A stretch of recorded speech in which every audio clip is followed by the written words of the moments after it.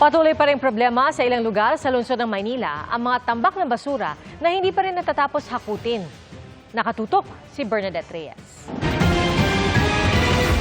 May mga tambak pa rin na basura sa bahagi ng R10 sa 1st District ng Maynila, pati sa Barangay 129, Zone 11 na sakop din ng District 1, maging sa bahaging ito ng Honorio Lopez Boulevard. Tambak din ang basura sa bahaging ito ng Abad Santos Avenue sa District 2 ng lungsod. May nangangamoy din po ma'am sa loob pagka nakabukas yung pinto. Magkasakit kami sa loob, dengue, madumi. Mismo mga residente na ang tulong-tulong sa pagbabawas ng nakatambak na basura. Ang kaso, may mga dumarayo pa raw sa kanilang lugar para lang magtapon. Hindi namin po masabi kung tiga dun sa kabila yung nagtatambak. Pag may nakita po kasing nakatambak doon, dinadagdagan na lang.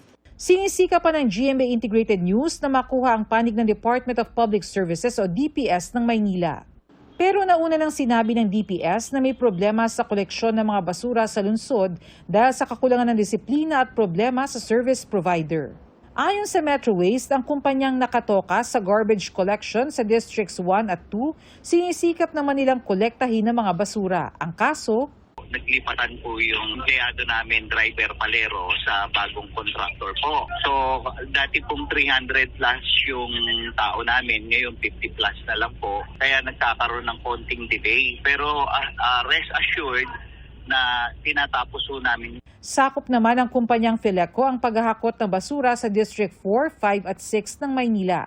Hindi sakop ng Fileco ang R10 sa District 1 na may mga tambak na basura.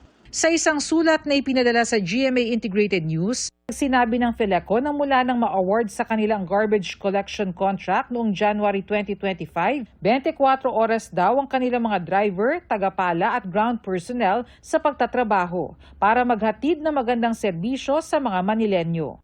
Hindi raw sila kailanman nabigyan ng notice of violation ng Manila LGU. Para sa GMA Integrated News, Bernadette Reyes, nakatutok 24 oras.